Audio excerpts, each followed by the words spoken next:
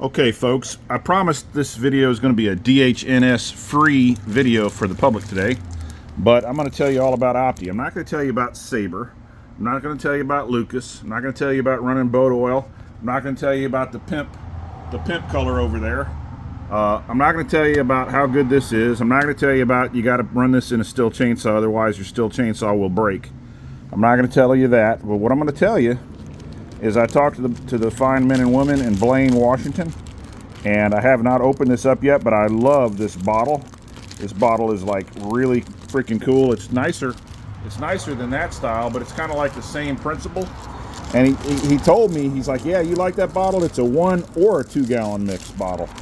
I think it's got 2 different compartments, I think. But let me tell you about this. This is 45 years in the making, and this short is going to turn into a long if you want to take a look at the long. I'm going to try to tell you everything I remember about this oil. It's a proprietary blend. He wouldn't even give me a hint as to what makes it so good. But he told me that it does have something in it that allows for your fuel to, it's got a fuel stabilizer. That's the word I'm looking for. So he also told me that it's that EGD++, which is the highest grade in the world. It's a international standard, ISO, international standard for the oils. It's made in Washington State, and like I said, it started about 45 years ago. It's got a German additive. He wouldn't even give me a hint as what it is, but he says it's top notch, better than all the others.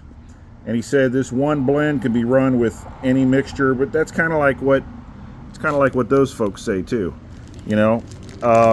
I personally won't ever go 1 to 100.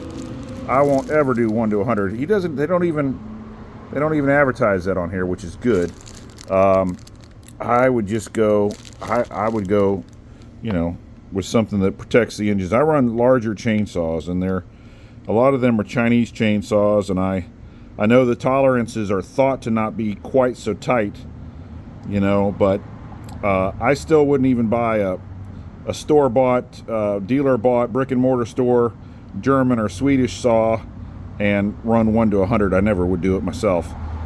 If you want to do it, it's, you know, it's up to you. But I finally got my hands on some of this Opti 2. Now, he did say that it's not sold in large retailers. It's all just dealers and smaller venues, you know. But I'm going to try some of this Opti 2. I'm probably not going to mix some of these very much anymore. I might mix a little bit. I do generally use some base stock like that Evinrude or that Marine 2-stroke from Walmart. I use that as my base stock, and then I add a little bit, and then I just, you know, make it happen. I mean, it may be silly to do that, but the whole thing about these oils is interesting, you know. Everybody thinks they've got the best oil. Like even Rick, he thinks that's the best oil there is. But I'm sure it's good, you know. It does look like Smurf blood, which is the HP. So I am working towards the largest collection of 2-cycle oil had by any one man on planet Earth, and I'll be there here shortly. But there's still going to be some that I don't get, like Bel-Ray. There's too many options for Bel-Ray. I just confused, gave me a headache. You know, I'm probably not going to buy the Kawasaki because it's red like the Red Armor. It's like, why have 2 ruby red oils in one mix? You know, why do you need that? Especially when you got Marvel Mystery Oil. You know, that's the way to do it. Marvel Mystery Oil. All right, like, subscribe, share, thumbs up. Take care.